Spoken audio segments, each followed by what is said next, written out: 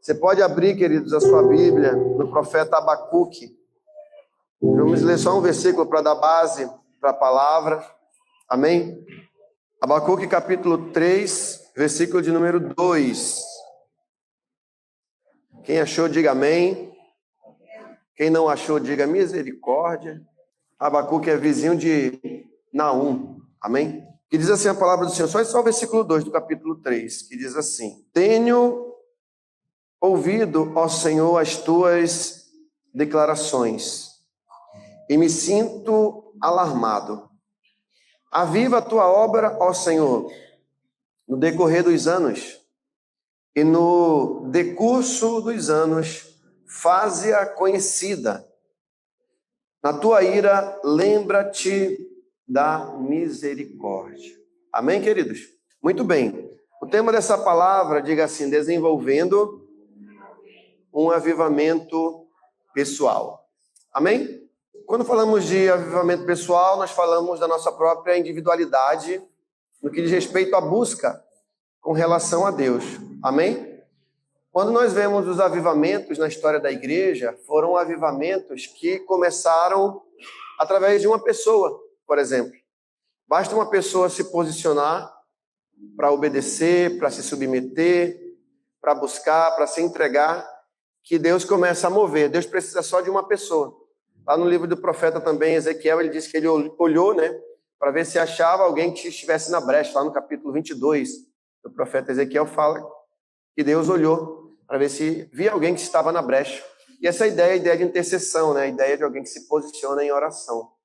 Alguém que entende, movido pelo Espírito, sem dúvida, para essa busca.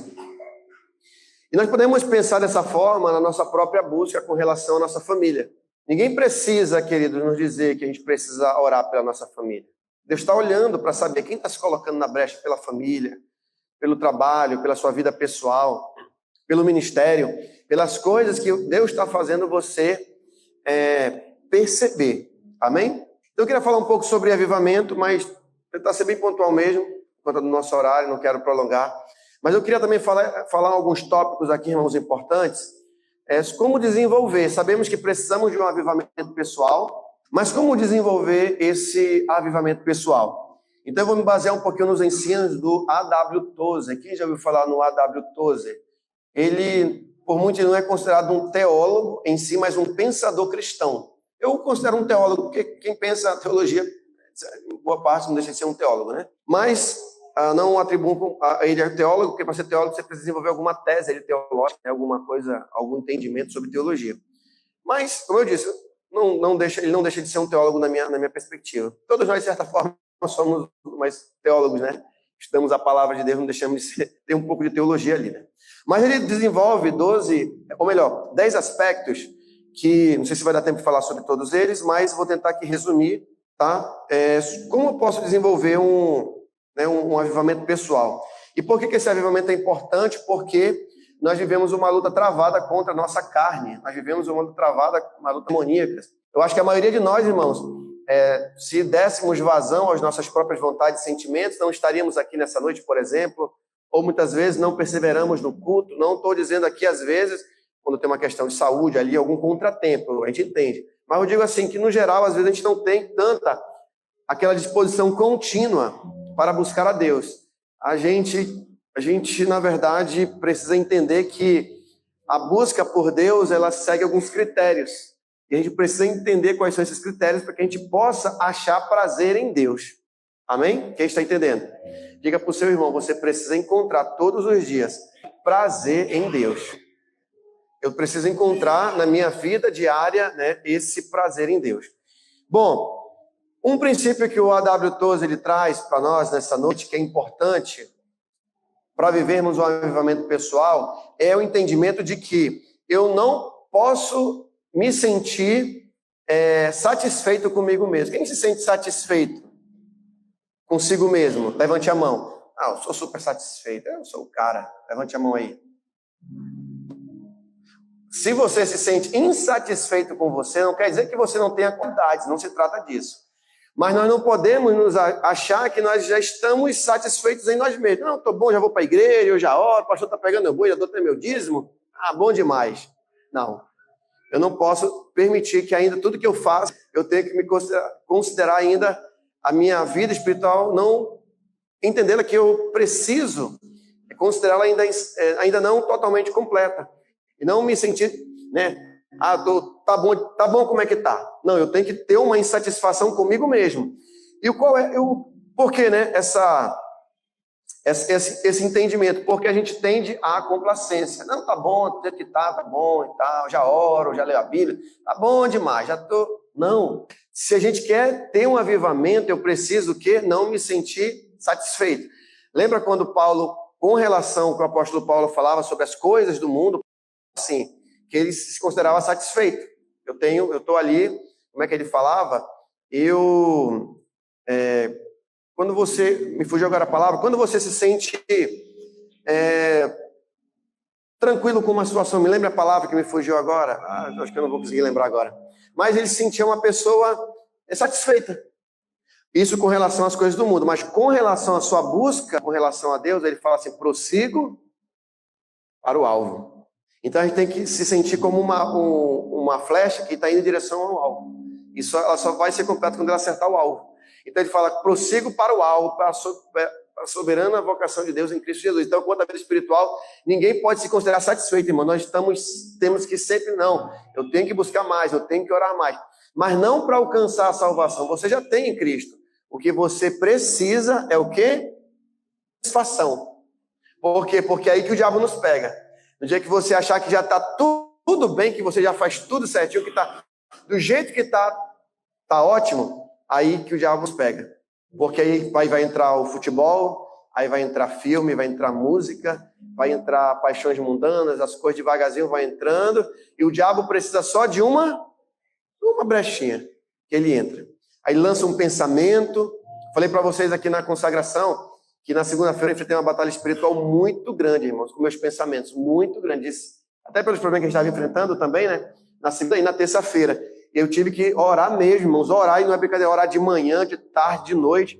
De manhã melhorava, o pensamento voltava à tarde, orava de tarde. Quando chegava à noite, o pensamento voltava, de noite orava de novo. Acordava, o pensamento vinha novamente, os pensamentos orava. Aí quando foi mais ou menos na quarta-feira, aí eu senti assim como se o Espírito Santo tivesse arrancado aqueles pensamentos. E aí veio a paz. É assim que você vence a ansiedade. Aquela luta dos pensamentos. Eu estou ansioso. Não vai resolver. É luta espiritual, é luta contra nós mesmos. São pensamentos intrusos, pensamentos que nós não temos controle. Eles surgem, você não quer nem pensar. Os pensamentos malignos, né? E como diz alguns pensadores, né, que a mente mente. Você sabia que a mente mente?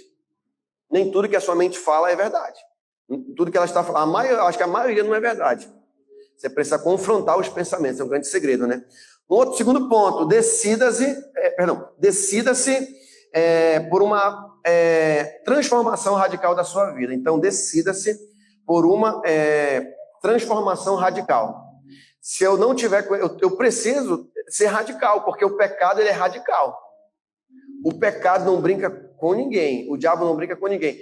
O diabo ele é radical. Você pensa que o diabo não é radical? O mundo é radical. O mundo desvirtua as coisas de Deus de uma forma assim que você fica perplexo, você fica, meu Deus, como é que pode? Irmãos, eu assisto alguns podcasts, debates, assim, eu fico assim impressionado com a capacidade, a força que as ideologias têm para modificar seus pensamentos. Eu estava vendo uma jovem que ela queria fazer uma transição de gênero, e ela é uma judia americana, e ela achou que ela tinha nascido, devido aos problemas que ela passou, ela achou que ela tinha nascido homem, mas estava num corpo de mulher, e queria fazer a transição, né? E aí, onde foi que Deus ministrou na vida dela? Ela estava em Israel, aí tocou as sirenes devido aos ataques do Hamas, e aí ela foi se refugiar. Aí naquela correria, aí ela viu todos os homens correndo bastante, e ela não conseguia correr. Aí aquilo começou a cair a ficha. Peraí, mas se eu sou homem, por que meu corpo não responde? E aí agora ela é uma militante contra esse negócio de gênero. Ela falou que, na verdade, ela passou a vida inteira enganada pela ideologia de gênero. E ela caiu a ficha que, na verdade, ela só estava errada nos pensamentos. Ela nunca deixou de ser mulher. Ela sempre foi mulher. Vamos lá, uma mulher e um homem correndo. Quem você acha que vai ganhar? Falando assim, Considerando situações normais. Não uma mulher que já corre, né? E o cara gordinho, um cara que ela vai correr mais, né, irmão? Assim, o que não corre até tá sobrepeso lá, evidentemente, né? Tô falando assim, em condições normais, quem é que corre mais? O homem. Quem você acha que vai conseguir levantar um saco de cimento mais rápido, um homem ou uma mulher? Quem você acha que vai conseguir carregar uma carrada de areia mais rápido, um homem ou uma mulher? Tô falando, não estou dizendo que a mulher não poderia, né? Tem mulher que vai para cima e ajuda, mas eu estou falando sobre realmente tem diferença, isso é óbvio. Na verdade, a ideologia, ela sepultou o quê? A biologia. Infelizmente, as ideologias que criaram, elas sepultaram as verdadeiras ciências. Eu cresci, sempre gostei de biologia, eu sempre entendi que não tem esse negócio de nasce homem, nasce mulher. Não tem outra coisa aí no meio assim. A não ser anomalias que tem, que é aquela questão de hermafrodita e tudo mais, né? Que aí é um acidente, né, de formação. Mas, de modo geral, não nasce uma pessoa, um homem no corpo de mulher e mulher no corpo de homem. Isso não existe. Só na cabeça de quem criou isso aí. Que a biologia já taxou. Ah, não, porque eu creio na ciência, mas não tá ignorando a biologia, né? Mas vamos lá, né? Então, mas o que eu quero dizer para você é que nós precisamos ser radicais na nossa mudança. Eu preciso olhar para mim e não me sentir satisfeito. Falar, não, eu preciso mudar. Eu preciso ser uma pessoa melhor, eu preciso ser um líder melhor, eu preciso ser uma mulher, né, para as mulheres, um marido, enfim. Eu preciso ser alguém melhor, diga, eu preciso ser alguém melhor. Isso só vai mudar, irmãos, quando eu decidir radicalmente. Como eu disse também sábado aqui, né? A gente, por exemplo, eu estava lutando também, inclusive, irmãos, contra os meus pensamentos para não jantar, porque eu não posso querer ficar jantando. Vai engordar, irmãos, vai engordar. Se você não for radical com a sua boca. Vou falar uma coisa séria para vocês. Se você ver os grandes pecados na Bíblia que aconteceram, foi o pecado da boca. Qual foi o pecado de Eva, de Adão? Não come. A boca é com fome, a boca é descontrolada. Boca nervosa, como saiu, meu tio falava, isso aí, mas não é a boquinha nervosa. O olho grande, come até explodir. Vou comer para, né? Vai que falta amanhã. Não vai faltar, amada. Deus vai prover amanhã. Não, tem pessoa que come assim. Vou logo comer hoje, vai que amanhã não tem, né? Estou abastecido. Oh, meu Deus, santa ignorância. Tá bom, né? Se você fizer regime no outro dia, né? Para queimar o que ficou armazenado, tudo bem, né? Mas é o que acontece, você quer acumular. Então, eu luto, eu falei, não vou jantar, não, vou comer só uma fruta. E olha, eu trouxe até uma fruta dentro da bolsa. A mim não comer, porque a gente precisa o quê? Vigiar. Irmão, não tem como. A alimentação é que nem matemática. Se você comer demais, a gente vai tufar. E aí a gente tem que vigiar a nossa saúde. Amém? Eu brinco com a questão do refrigerante, né? Oh, meu Deus do céu, eu tô no Baré agora, irmão. Eu tô no Guaraná, acho que é mais tranquilo. Porque eu tenho uma pesquisa que saiu que o magistral é o melhor. Então agora eu tô no magistral. É o mais original, né? Os sabores é o mais que conserva o mais puro ali, o Guaraná, né? Mas nós precisamos vigiar, né? Comer é bom, irmãos, mas né? Deixa para domingo, né? Domingo você vai ter. Você pensa que pode haver uma exceção no domingo, né? Amém? Comer aqui uma bananinha, né? Mas tudo com moderação. Então, diga se eu preciso ser radical. Outro ponto importante, coloque-se no caminho da bênção. Então, eu preciso me posicionar. Se eu quero que a bênção chegue na minha vida para me ver o avivamento, eu preciso me posicionar. Irmãos, a maioria das pessoas que eu aconselho, eu converso, eu oriento, eles não vivem muitas vezes a bênção do Senhor. Imagine por quê? Porque não se coloca no caminho da bênção. Não tem como prosperar, como dizia Einstein, né? Loucura seria eu querer colher coisas boas fazendo as mesmas coisas. Então eu preciso fazer algo diferente, mais em direção àquilo que o Senhor nos convida a fazer, para que eu possa colher as bênçãos. Não tem como. Se eu estiver trilhando um caminho errado, seja em que área for da minha vida, eu não vou provar um avivamento, né, do Senhor. Por quê? Porque o mundo espiritual, ele tem leis, né? Diga, o mundo espiritual tem leis. As coisas de Deus têm princípios. Por isso que ele nos convida a seguir o quê? Escolher a bênção em detrimento da maldição. Agora, pasme, o que o povo costuma escolher? A maldição. Porque a bênção é processo, a maldição parece que o negócio acontece automático. A pessoa quer ver logo a coisa acontecer. Um outro ponto também importante isso aqui também é algo forte. Nós fazemos aqui um jejum na congregação, que é uma vez no ano, que é o jejum do perdão. Nós ficamos 24 horas, irmão, de jejum. E esse jejum nós ensinamos como se arrepende. A nossa vida, irmãos, é uma contínua, né, atitude de arrependimento. Eu preciso me arrepender todos os dias. Mas eu vou ensinar para você como é que se arrepende. Não é pecar no atacado e pedir perdão no varejo. Quem está entendendo? É você falar, Senhor, perdoa pelo meu dia, amém. Aí começa a roncar. Não. Senhor, eu fui grosseiro, eu não quero fazer isso, eu sou estúpido, eu sou arrogante, eu sou mentiroso, eu compro, eu não pago. Falar os pecados. Senhor, eu estou com dívida, Senhor, eu estou com isso. Fala, Senhor, eu toco o terror onde eu chego, eu sou ignorante, eu sou isso. Falar dos seus pecados. É você fazer um cuidadoso exame de consciência. Poxa, eu acho que eu falo demais, eu acho que eu estou falando mal dos demais. Eu cheguei à conclusão, irmão, que todo mundo fala mal de todo mundo, irmão. É incrível. Talvez alguém de forma leve, alguns de forma moderada, outros de forma severa. Mas, por isso que no judaísmo tem aquela questão do lashon hará, a língua maldizente, né? Que a gente precisa vigiar, irmão. E eu tenho certeza que 100% de nós aqui, em algum momento, fala mal, nem que seja dentro de casa, mas a gente fala mal de alguém. Fala ou não fala? E amor, só interno, gente, aqui, ó, aquele negócio lá, já começou. Começa, fala. Triste ainda é quando fala para toda a família ouvir, aí a pessoa já chega com raiva sem saber, às vezes na igreja, né? Um do outro, né?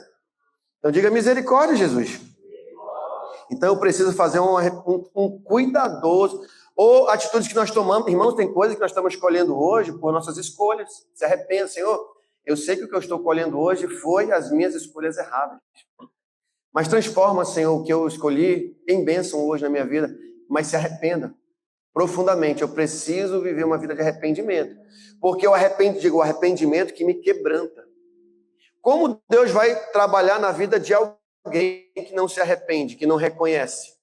Como que alguém vai procurar ajuda médica sem reconhecer que está doente? E não se assuste, irmãos. Todos nós precisamos de Deus. E nós não somos nada. Nós podemos ter as maiores riquezas que esse mundo pode nos dar. Mas nós vamos continuar sendo apenas pó diante do nosso Deus. Isso é bastante importante, porque aí o ego é totalmente o quê? Retirado. E aí, irmãos, quando o ego é retirado e nos tornamos pobres de espírito, aí sim, nós vamos poder viver aquilo que Deus tem, né, planejado para aqueles que nele esperam. Mais um ponto aqui. Faça restituição sempre que seja possível. Irmão, o livro de Levítico é interessante porque ele fala da lei da restituição.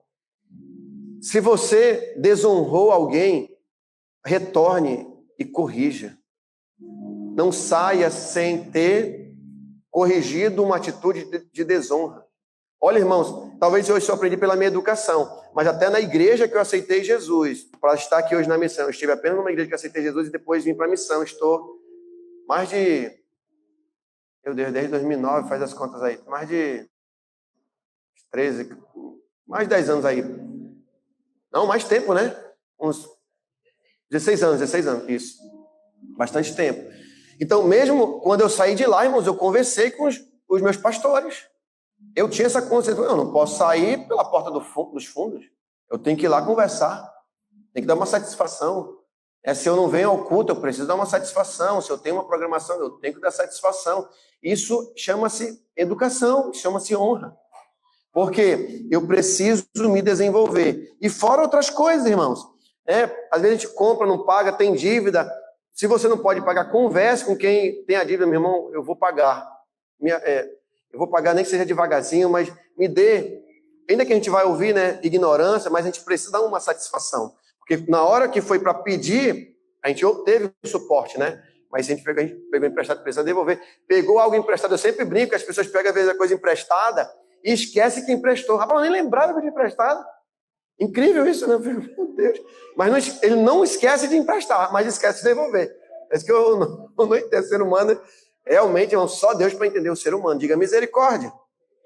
Então, eu preciso o quê? Restituir. Diga, minha vida é uma vida de restituição. Por exemplo, é aquilo que a gente fala na autoconfrontação, né? Deixar de fazer o que eu fazia de errado e voltar e começar a fazer agora o que é certo. Aquele que roubava, não rouba mais. Aquele que mentia, não mente mais. Então diga assim, eu preciso ter essas atitudes, né? Que eu acho bem interessante, porque aqui é bem em cima da situação. Outro ponto importante que eu acho interessante, querido, você precisa ler mais o Sermão do Monte. Capítulo 5, 6, 7. Irmãos, é incansável, leia todos os dias, se for possível, medite toda semana, porque ali é o segredo do reino.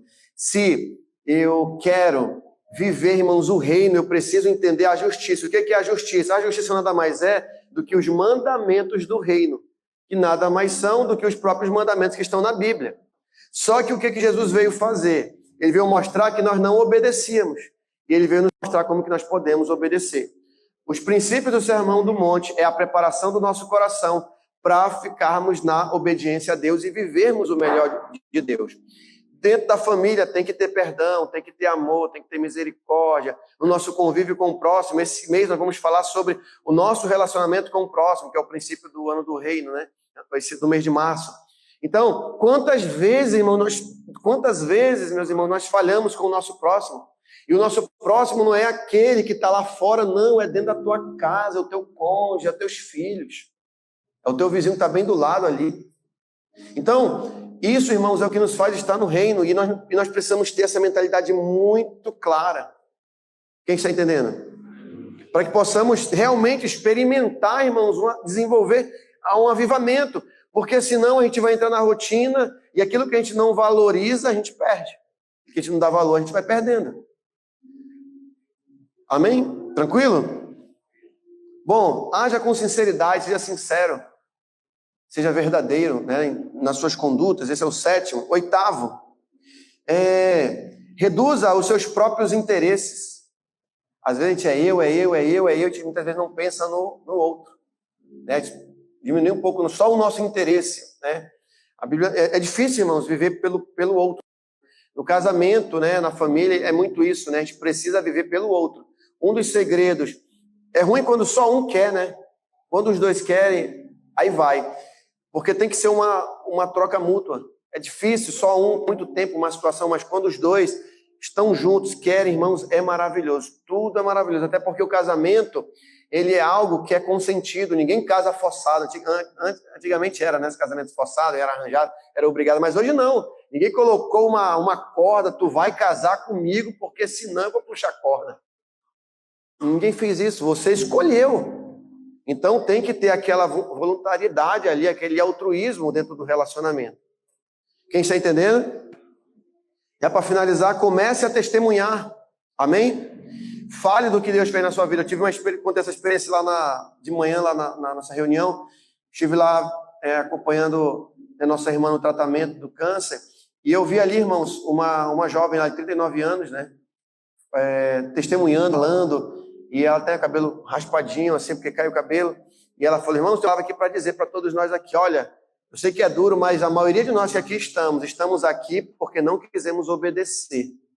Estamos colhendo consequências da nossa própria desobediência. Então, achei interessante, mas ela falava aquilo com tanto amor, com tanto carinho, e o Espírito fluindo, e até eu comentei que eu queria falar um pouquinho, né? Aí o Espírito Santo falou assim, não precisa falar, eu já falei. Fica calado. Foi, toma ali, obrigado, Espírito Santo. E aí Deus usou, falou ali, orou, foi maravilhoso, acho que foi em 15 minutos que ela falou ali, foi algo sensacional. E aí, concluindo, irmãos, tenha fé em Deus. Por quê, apóstolo? Porque parece que é fácil ter fé em Deus, mas não é muito fácil ter fé em Deus. Né? Como nós lemos também hoje de manhã na consagração, Isaías 51, versículo 12, que diz, eu sou o que vos consola. Mas quando a gente precisa ser consolado, a gente não se volta para Deus. A gente sempre vai. Então, se eu não tiver esse conjunto de atitudes aqui, irmãos, na nossa vida diária, nós não iremos experimentar, diga assim, um avivamento pessoal. Diga, nós não vamos experimentar um avivamento pessoal. A gente sempre vai ficar achando que parece que vai vir um pregador, né, que faz o sol descer e que é só ele que faz. Não, irmão, não é ele que faz, não. Ele não tem poder algum. É Deus que usa ele ali na misericórdia do Senhor. Então, se nós buscarmos, tivermos esse pensamento, irmãos, dentro desses princípios que eu acho que são fundamentais, eu tenho certeza que a gente pode viver, sim, tempos de avivamentos maravilhosos na nossa vida e nós provarmos ainda em vida aqui o reino dos céus, que nos aguarda lá na eternidade, naquele grande dia, onde o Senhor vai falar: vinde, benditos de meu Pai, né? Para o reino que vos está preparado desde a fundação do mundo. Amém? Quem entendeu essa palavra? Quem está disposto a desenvolver avivamento pessoal? Diga amém. Amém? Você topa? O que é que você está disposto a renunciar hoje? Começar a desinstalar o Instagram? Começar a desinstalar o Face? Desinstalar um pouquinho? E aí, TikTok? Kawaii? O que mais? Netflix? O que você está disposto a renunciar? Ler mais a Bíblia? Meditar mais? Você vai ter que renunciar a algo. Tem que ser radical, irmãos.